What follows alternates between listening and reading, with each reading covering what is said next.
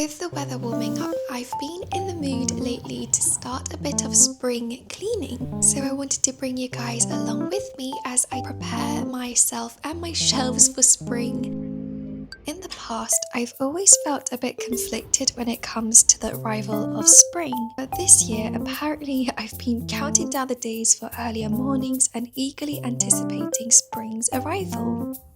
It's a book that I haven't really found myself wanting to pick up ever since I thrifted it.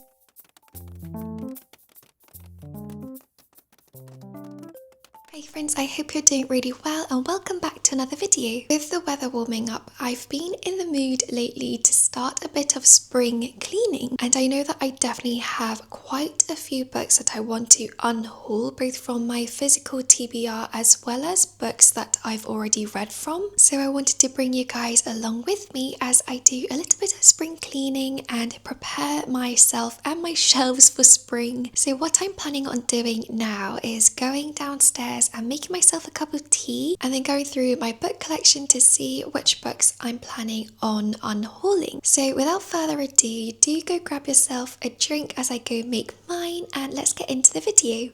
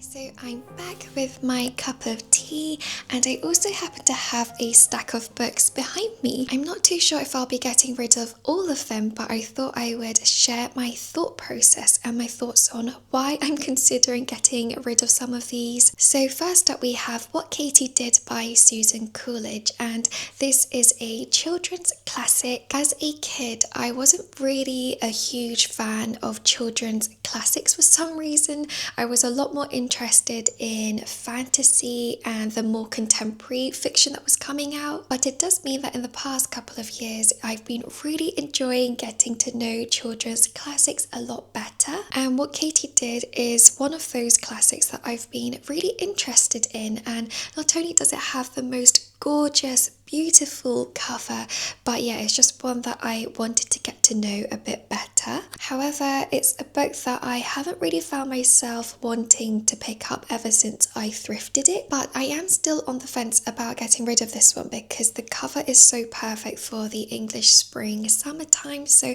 I might hold on to this one just until the end of this coming new season. Yeah, not sure about getting rid of this one just yet.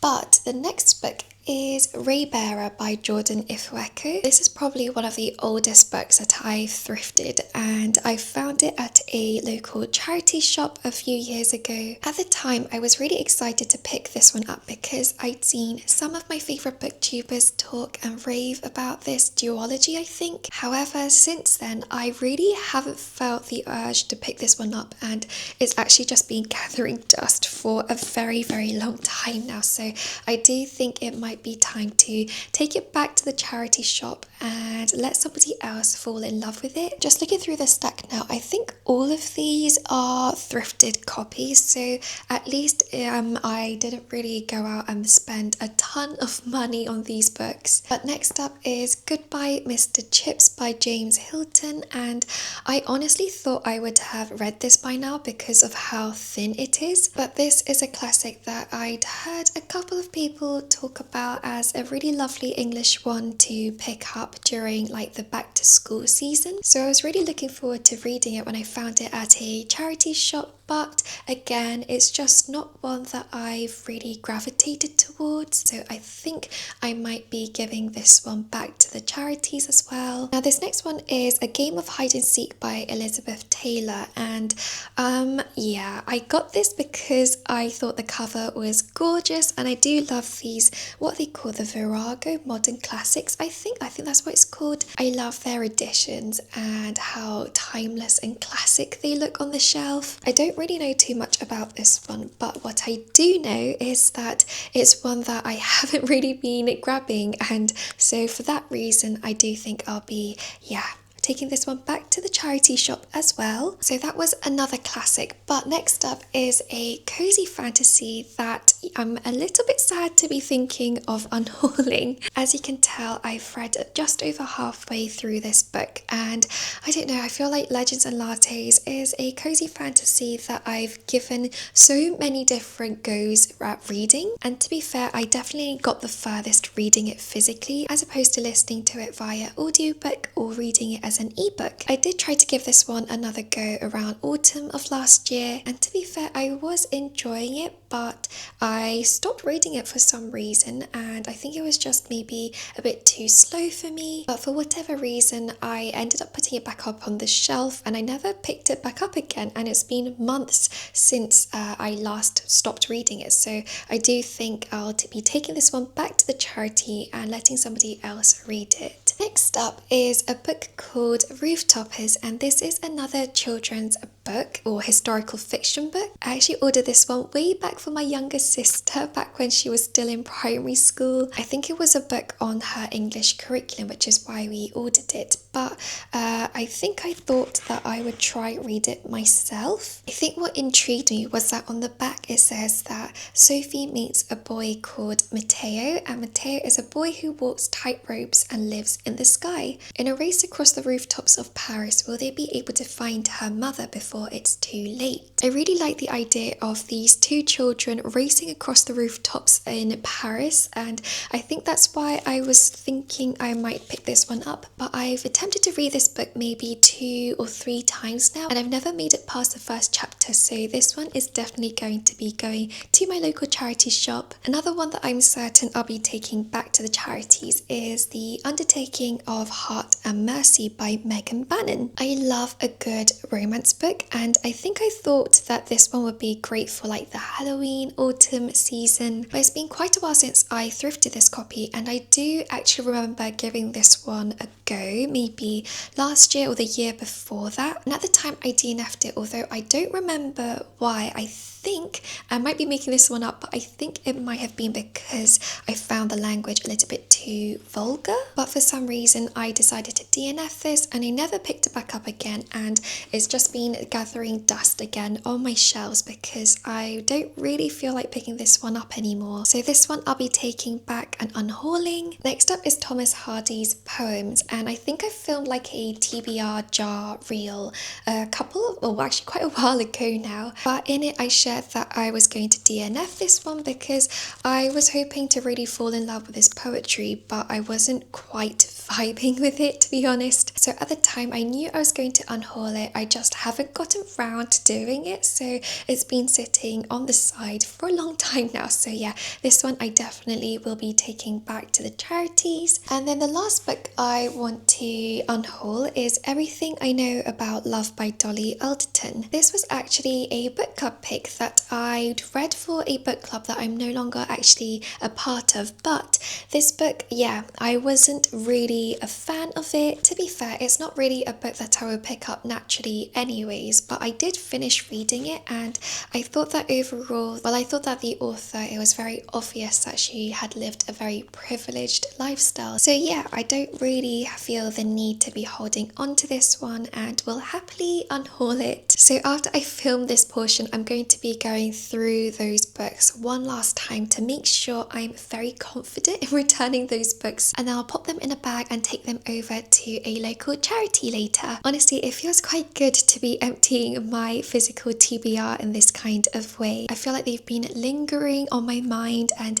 making me feel a little bit bad for holding on to them. So yeah, I'm excited to have an emptier TBR shelf.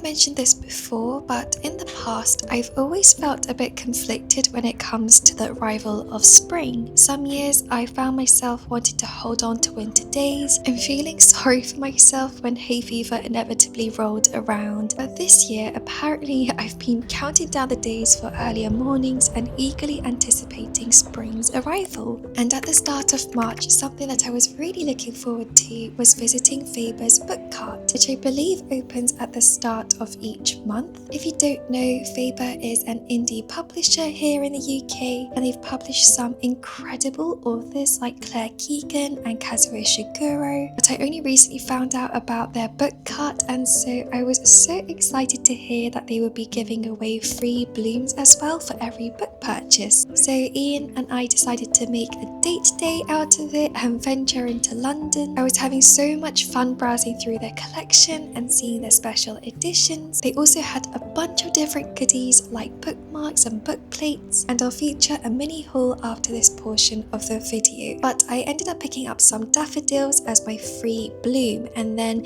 we walked over to a nearby bookshop that I wanted to check out. I think we maybe walked for about 10 to 20 minutes or so when we arrived at Clerkenwell's Coffee and Books, which is a small independent bookshop and cafe that I was really eager to visit. It actually happened to be a World Book Day, so they were offering 20% off of everything, but the book that I wanted wasn't in stock at the shop, so I did end up having to leave empty-handed, but I did spend a lot of time admiring how adorable it was. It's so tiny, but they had a really lovely selection of books. And then at this point, Ian really wanted to rest his legs a little bit, so we did stop over by a cafe on the opposite side of the bookshop, where I ended up catching some sun and also was able to read a few pages of The Vanishing Cherry Blossom bookshop. Then after, there was a cafe that I really wanted to check out called Snooze Coffee. Unfortunately, they didn't have the yuzu matcha rolls, which is really what I was hoping to be able to buy. So instead, I opted for their matcha cheesecake, which was delicious, and it paired so nicely with the hojicha latte I ordered. And then the final stop of the day was to go visit the Miffy shop over on Carnaby Street. I don't know if I've been living under a rock or something, but I didn't realise that there was a Miffy shop on Carnaby Street. But a friend of ours had just given birth and we were going to go see her baby. So we did want to buy a little present over at the Miffy shop. Of course, I ended up just browsing for myself as well. And there were so many things that I wanted to purchase. Everything was so adorable.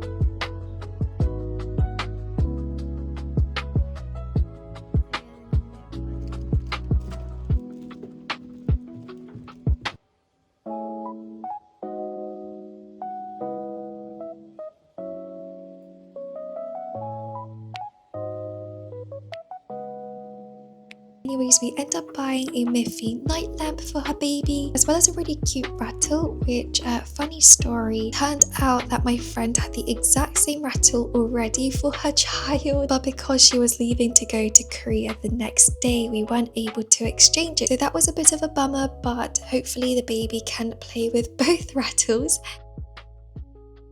Hey friends, so a couple of days ago I actually got to visit Faber. I was just browsing through Instagram when I came across a post where Faber was saying that they were going to be giving free flowers for every book purchase during their book cart opening, and I did end up finding a book that I really wanted to buy. So I came home with a book as well as a pin, but I thought it would be nice to open this up on camera and share with you guys what I bought.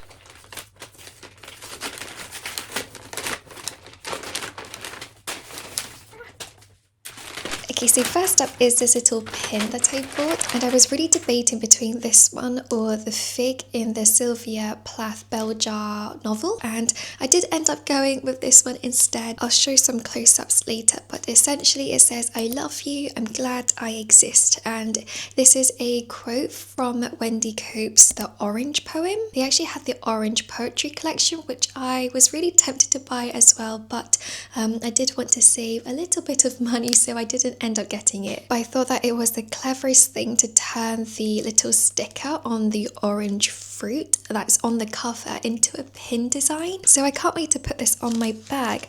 And then I also ended up getting On the Calculation of Volume, Volume 1 by ᴅＳոլɪ.ղᴢ. Actually, I really want to know how to pronounce her name, so I'm just going to type it into Google. Okay, so just going off the video I watched, I think it's pronounced ᴅՍոլɪ.ղᴢ, but I've been seeing this book around everywhere and I really have been wanting to pick it up and see what it's about for myself. ᴅՍոլɪ.ղᴢ is a Danish writer and I haven't read any of her works before. I know that there are multiple volumes of this book, like series out. I think there's up to volume 4 now maybe. This story follows a woman called Tara, and Tara has slipped out of time. Somehow she continues to repeat the 18th of November, and I think it's on the 365th anniversary of her waking up to the 18th of November. Tara can't shake off the feeling that somehow there is a way to escape this. So it's a bit of a Groundhog Day situation and I'm looking forward to reading it. I love the cover design for this series, and since it's published by Faber, I thought it would be the perfect opportunity to purchase it. It also allowed me to choose so many different goodies. They had a really wonderful bookmark selection and I got to choose this one. This one says "Love is our only business" and it's actually a huge red bookmark. And then I was also allowed to pick out this particular bookmark which matches the On the Calculation of Volume. I'm just in love with all three of the book covers and it makes me so happy that I've got a matching bookmark for the book. Oh, and then also they gave me a book plate. They had a really lovely range of designs to choose from and with all sorts of funky shapes, but I just went for a classic oval in this orange design, and yeah, I can't wait to use that and stick it in the book as well. It's going to be an amazing keepsake for me. So yeah, that's what I picked out from Faber.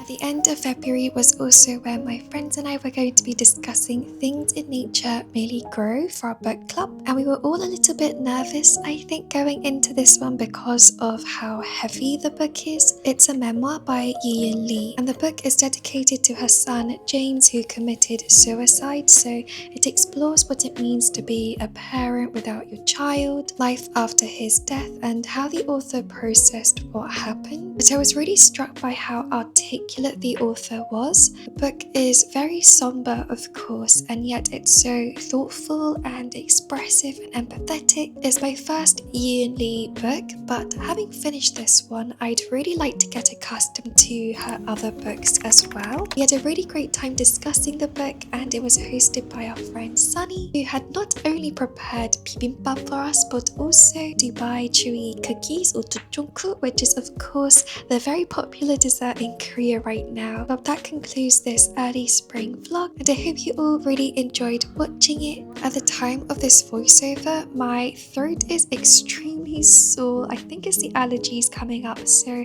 yeah, I'm really sorry if it's been super scratchy today. Thank you so much for being here, especially if you're still watching at the end. I hope that spring brings you all a little bit of magic and hope. Sending you all lots of love. Bye friends.